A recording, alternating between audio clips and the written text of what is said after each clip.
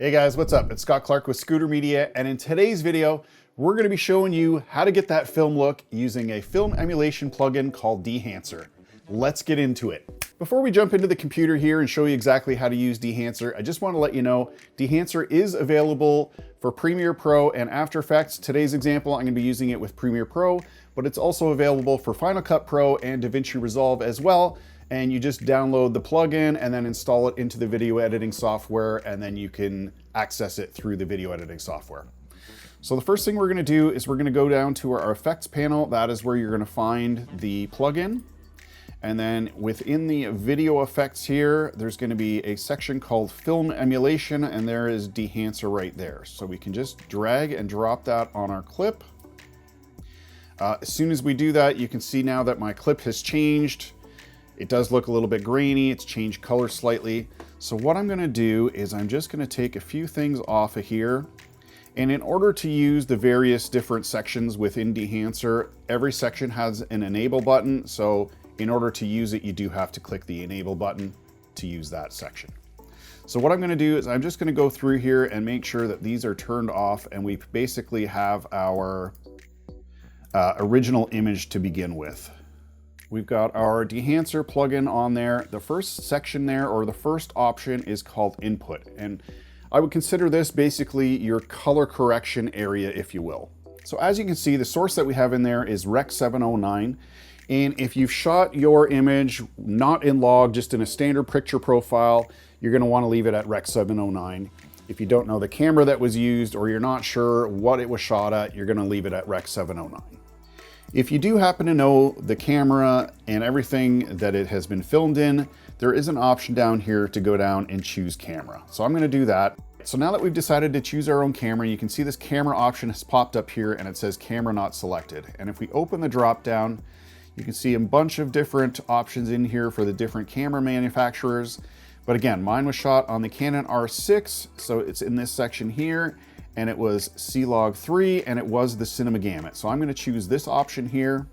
And right away, you can see there's been contrast added to our image. It's basically brought it back to Rec 709, and it's kind of color corrected for us. So if we did wanna change any of the exposure or temperatures, you do have those options in here. You can brighten or lighten anything. We're gonna leave those as is. Same with the color. You can warm it up, you can cool it, whatever you wanna do. I'm gonna leave those as is. Same with the tint compensation. If you wanted to tint it more of a magenta or more of a green, you have that option. But again, for today's example, I'm just gonna leave it as is. The defringe and defringe radius tools are basically there if you see any chromatic aberrations in your image and you wanna have control over those. We're not gonna really worry about those today. So we're just gonna move on to the next area. So the next section we're gonna go into is the film section, and this is where Dehancer really shines. There's over 60 different film profiles in here. And again, in order to use this, we just have to click the enable button here, and then your film section will be enabled. So we can do that, immediately see the image on the right here has changed, and you can literally just go through here and decide what kind of look you like. So there's so many different options in here. There's color options. There's black and white options. There's basically every single different look and profile that you can think of. But for today's example, I think I'm gonna go with the Kodak Ektar 100. Just kind of look the look of that. And also within the film section is a push and pull, and that's basically gonna change your exposure. You can go -2 EV or +2 EV. For today though, we're just gonna leave it at 0. The film developer section, I've just enabled that. You can adjust your color separation, your color boost, your contrast. It's just another way to go in there and tweak your image however you'd like. You can kind of see the subtlety of the changes within there. I'm gonna go back and change these to where it was. Color boost, if you wanted to add a little bit of a contrast or saturation to that. I'm gonna leave that as is. I'm actually gonna lower this a bit because we're looking a little orange. Okay, we'll put it around 30 or 32 or so. The next option we see in here is film compression. And again, these are just gonna give you subtle changes of the image. So if you see, if I adjust this, you can see in my forehead here, the light is changing ever so slightly. It's causing the highlights to change ever so slightly there. I'm just gonna reset that. The white point, very subtle again, because it's just kind of showing up on my forehead, my neck there, the bright white areas. We'll reset that. The tonal range, you can see that's just basically changing the amount of light or the color of light hitting my face. So now it's very white. If I eliminate it or if I put it to 100, it's going to basically eliminate most of that light and kind of blend it with the rest of my face there. I'm going to, again, reset that. The next option is expand. All this is going to do, you have control over your black and whites in here. So if I enable this, our black point, we can see we can make it very, very dark and almost all black. You can also go the other way. Same thing with the white point. We can adjust those, etc. But we're not going to use those for today's example. The next option in here is print, and this kind of goes hand in hand with the film stock that you choose. This will have an impact on the look of your image. So if we enable this, we're on linear right now. There's a few different options within the profiles here. We can change those, and you can see that it gives us a little bit of a different look. Slightly different color as well. I really like this Fujifilm 3513 print film. I think that looks really nice, and it's starting to really give us that film look. In here you do have controls over your exposure, your whites, etc. You can go in here, and again, what I really like about this Dehancer is you have such control over every little piece of the image. You can go in here and just make subtle little changes to the image, and there's so many different controls and options. You really do have full control over your image. I'm gonna leave that at about 2, and we're gonna move on to the next thing here. The next option we see in here is color head, and I've gone ahead and enabled that. I'm not gonna go into too much detail here. The color head's basically gonna allow you to change the color of the image. So if we wanted to make our image look more yellow, we just drag that to the left. If we wanted to make it more blue, we just drag that to the right. And you do have control all over all the different colors. Again, cyan, red, you have many different options to change the color tone of your image. Same thing with the shadows, midtones, highlights, tone. You can go in there and change those as well to whatever you would like. For today though, I'm just gonna leave that alone. We can even disable that. The next section we're going to talk about is film grain, and this is a very important step if you're trying to get your image to look like old film.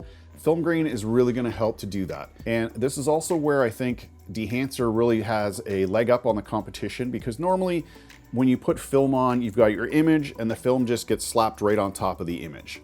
Dehancer has found a way to somehow mix the image with the film grain, and that way, when you're playing it and it reacts, it doesn't look like it's just sitting on top of the image. It's ingrained in the image and looks very realistic. So let's go ahead and enable that. You can see immediately we've got grain on our image. We can, turn up the size of our grain. We can make it look really grainy. We can, change the amount of grain. You can really see now, like if we push it, it's going to look really grainy. You don't want to push it too much, but you do want to add a little bit in here. So I'm not going to go over the shadows, midtones, and highlights. Again, we can adjust everything. Like I've mentioned before, you can pretty much adjust every little single thing within Dehancer.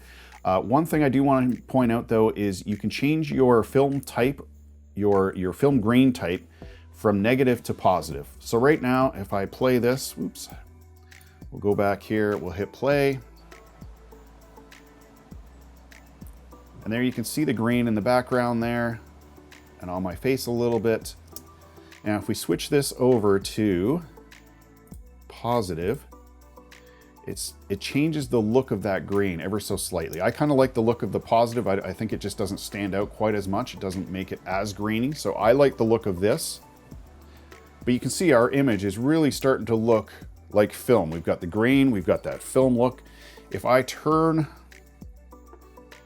our Dehancer effect off and show you what we started with, here's our image straight out of camera, and here's where we're at right now. So for the next couple options, which are halation and bloom, I'm going to use a different shot for that. And the only reason that I'm going to use a different image for this is the halation and bloom really affect lights and light sources. So I think it's just going to be easier to see what it will do on this image. So let's go ahead and hit enable on the halation. And if we look at our light here, if I turn up this local diffusion, you can see that red glow starting to come on the light there. And you can really overdo this, but it should be just a subtle thing. But for today's example, I just really want to make sure that you can see this. So I'm going to really push this. And basically that halation is something that would show up in film in the old days in a light source. And again, this is the fact that they've thought of this and put this in this plugin is amazing, and you have full control over this. So again, you can go in here, you can really blast it out, you can limit the source, but you can go in here and play with it till you really are happy with how much it's giving off that glow. And then the bloom effect kind of goes hand in hand with that as well. So if I hit enable on here, you can see as soon as I hit enabled, that's really making everything pop. Even these lights in the background here, you can see that they're just popping. So we'll go back to our other image here. The next option here is vignette. Pretty straightforward. It's just going to give you a vignette around your image. And again, you can choose the size of that, how you want to, make it work, etc. For now, I'm going to leave that off. FilmBreath and gate weave we're not going to use for our image today, but that's basically, back in the day you used to see the image kind of slightly moving a little bit on the old TVs. That's basically going to give you that effect, which again, awesome that they throw that in here, because if you are trying to create something that's an older look or an older feel, you have the option to kind of make your film breathe and etc. In here they also give you false color, so if we click that, gives you basically a nice way to see your image, see if you're clipping anything. It's just another way of looking at your image and making sure that everything's where it should be. I'll turn that back off. The output selector here is basically the effect that we've added. So right now it's at 100%. We can tone down the effect. I normally would never touch this. If I wanted to tweak anything, I would have probably done that beforehand within all of the other options. But if for some reason you got down here and you just wanted to tone that down a little bit, you have that option. The LUT generator, if you decided you were happy with the way that this looks and you want to generate a LUT and be able to just use that again down the road, you can generate a LUT and then just add that LUT to the footage. So again, another little thing that they've thrown in there, which is great. The last thing is just your device. It's going to give you whatever device you're using. And the license info and profile is just for your own personal account information and license information. All right, guys, and that is pretty much it for Dehancer. I think this is an amazing plugin. If you're looking for something to easily get you that film look, this is it. I would say we went from our log look from straight out of camera to our film look in probably 5 minutes. Probably took a little longer because I'm explaining things, but if you're doing this on your own and wanted to go from a very flat log profile image to a film look, you can probably do it in Dehancer within 5 minutes and then tweak everything from there to get it perfect. But a great plugin. I think this is great for anybody doing documentaries, short films, any kind of movie projects where you really want your image to stand out and look like a movie or a film look. If you are interested in purchasing Dehancer Pro, Dehancer Lite, or any of the singular plugins, please use my code ScooterMedia at checkout, and that's going to give you 10% off your purchase. Thanks for watching today's video, guys. I really do appreciate it. If you did find value, please give the video a thumbs up, and if you haven't already, please consider subscribing, as it really does make a difference, and I'd love to have you join me on this YouTube journey. If you are interested in learning more about color correction or how to use log footage, click on one of the links here and that will take you directly to one of those videos now. Again, thanks for watching today's video. I really do appreciate it, and I will see you in the next one.